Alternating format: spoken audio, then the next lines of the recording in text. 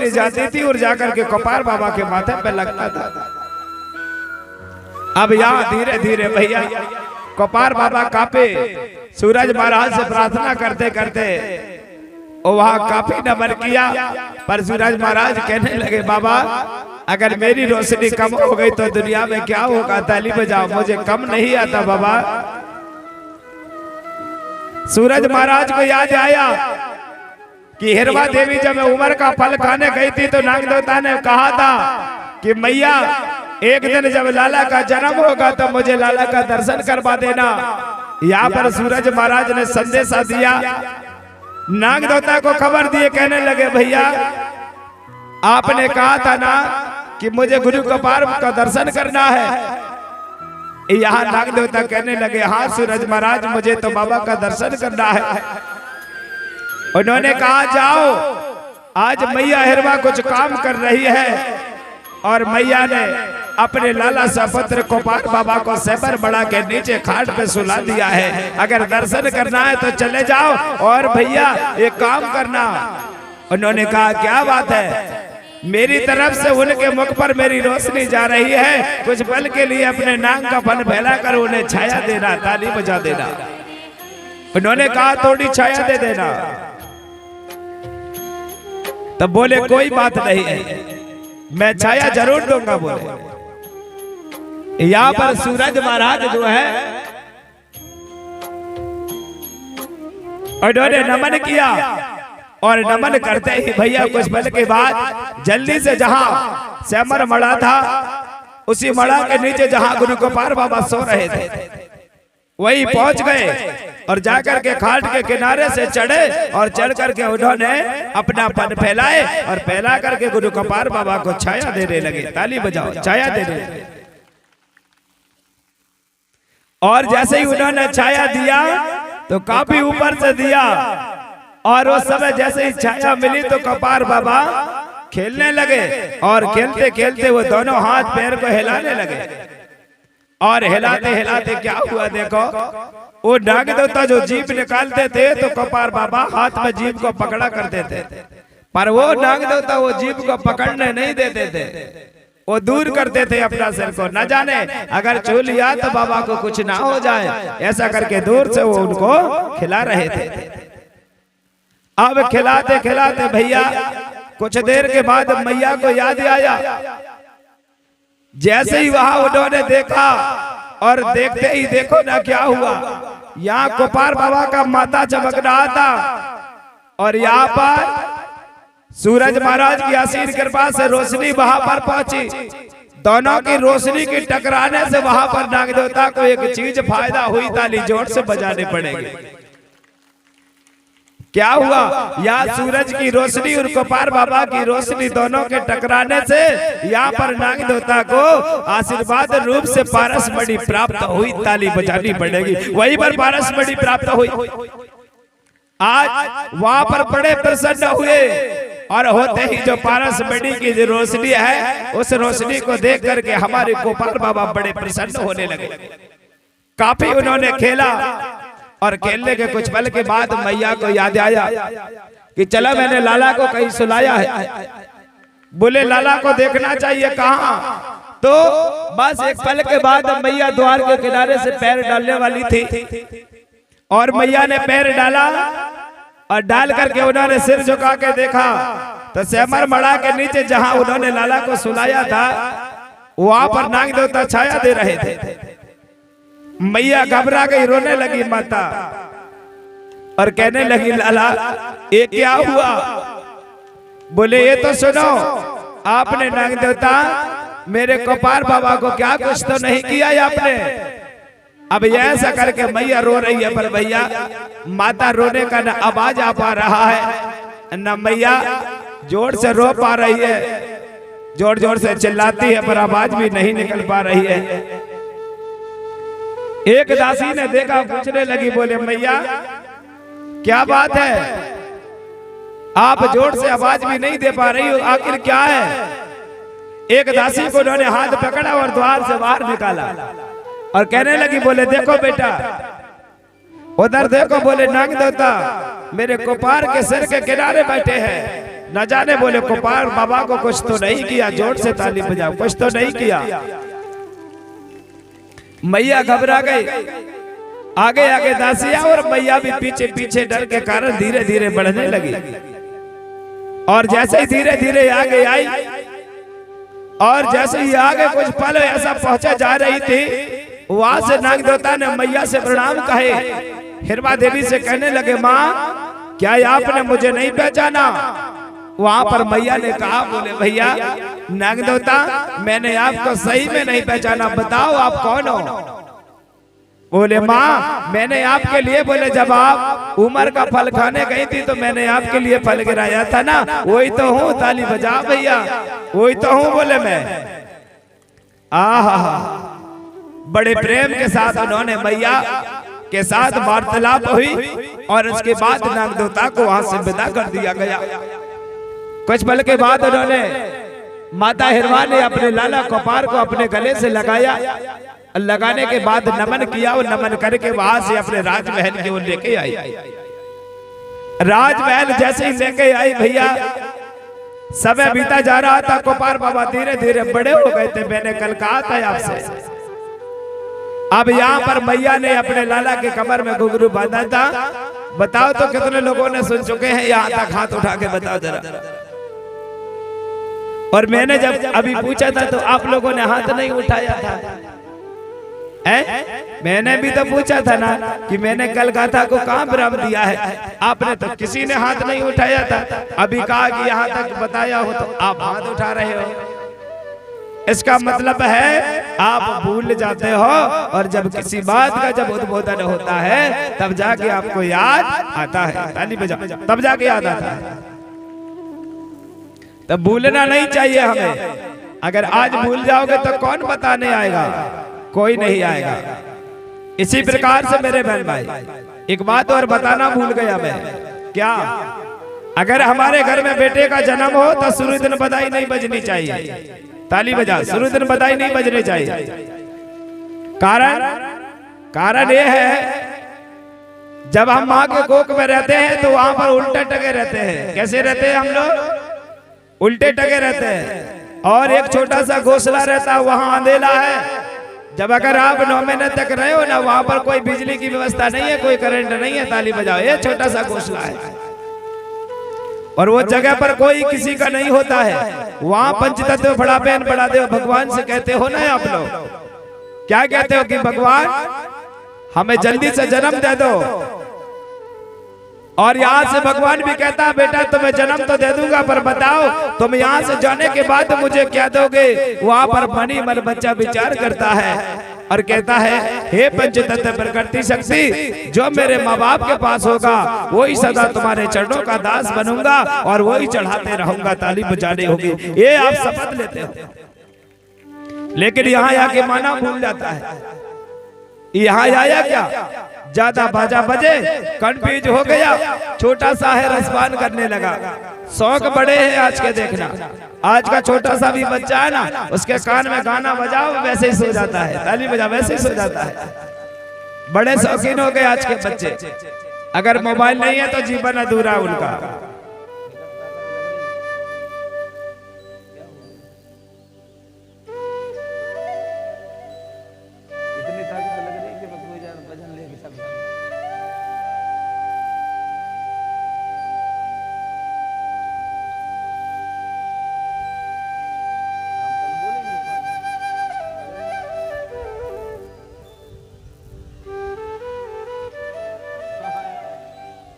Hello, इसी प्रकार से मैंने जी पूरी बैठ जाती है आवाज।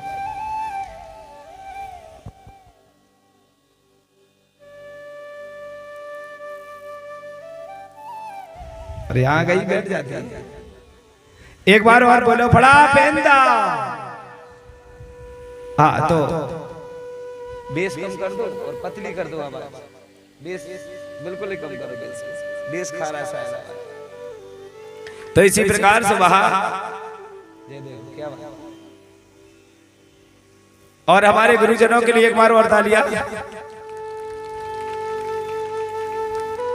तो बात जैसे ही वहां उन्होंने अपने कक्ष में लेकर आई और आने के बाद भैया किनारे पे बिठाला और लाला काम करने लगे। काम करते करते उन्होंने कहा भैया, बोले कोई बात नहीं है, आप अब बड़े हो गए ना, तो बोले आप यही रहना, मैं कुछ काम करते हो। पर बाबा ने नहीं माने। बाबा उनके मैया के पीछे पीछे जाने लगे और चलते चलते वो कहां पहुंचे, मैंने कल बता चुका हूं। जहां पर मैया वो जत्ता चला रही थी, जत्ता मतलब है चकिया, और उसके बाद में वो मही भाने का काम करती थी माता, वहां पहुंच जाते थे गोपाल बाबा। तो उन्होंने काफी देखा। देखने के बाद मैया ने एक वो जो उनका जो कूटने का मूसर था उससे उन्होंने बांध दिया।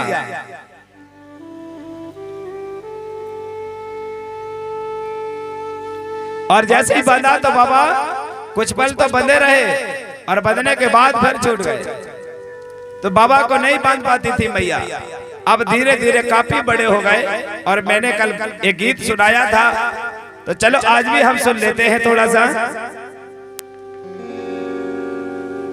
और आगे गति देते हैं भैया मसरा।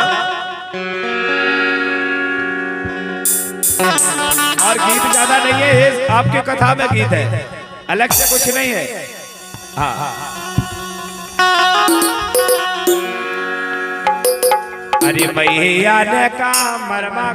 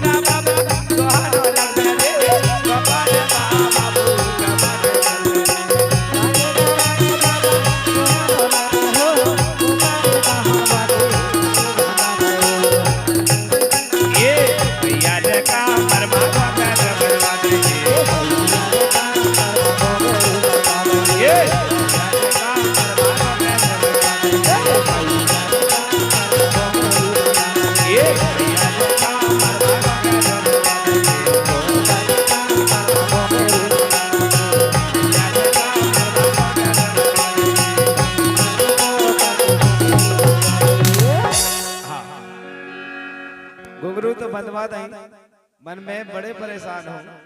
सब लोग आ रहे हैं, जहां नोजल चल रही होता ही कुछ आ रहा है, और आगे आ जाए तो कैसा रहेगा? सब लोग आगे आओ ना, थोड़ा थोड़ा और आगे आओ। आप भी आगे आ जाओ मैया, और आगे आओ। आप इधर जगह पड़ी, आगे आओ। सब लोग आगे आओ, आप भी इधर आगे आओ। आ जाओ इधर। ये जगह किस लिए छोड़े बीच में आपने? यहाँ से सब भैया को यहाँ बुलाओ पास में, आगे यहाँ से उठा लो और आगे आओ सब लोग। बैठने का भी तो हमें वो होना चाहिए। कितने दूर से हमने ये मीडिया प्रभारी को बुलाए, तुम्हारे वीडियो वालों को। आप लोग सब लोग, आपको दुनिया देखेगी और आप लोग ऐसे बैठे समझे कोई जाने पकड़ के लाए हो। आगे आओ।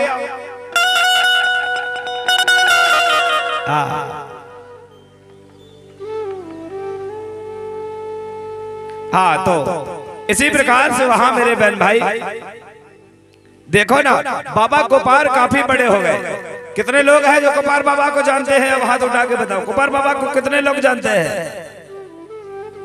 मैया आप लोग नहीं जानते? उठाओ ना, उठाओ, बताओ कितने लोग जानते हैं? कहाँ हैं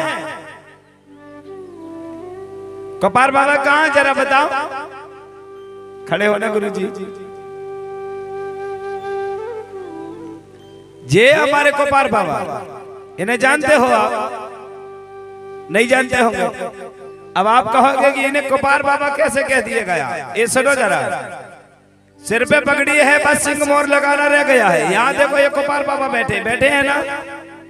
बैठे हैं कि नहीं? ये तस्वीर में ये हमारे गुरुजी जो है, मरावी गुरुजी ने ये साबर झेला डाले हैं, डाले हैं ना? जैसे मैंने ये बागंबर डाला है, इसी प्रकार से गोंडी में इनको साबर झेला बोला जाता है। इनका जो धारण करने का अर्थ है कि इनकी पहचान है, ये उनका गुरु है हमारे। साधारण व्यक्ति अगर डाल ले तो उसे शर्म लगेगा, लेकिन अगर ये दीक्षा लेने के बाद कोई डाले तो उसे शर्म नहीं लगता, वो अपने गुरु का दास बन जाता है। ताली बजाओ, वो अपने गुरु का दास बन जाता है।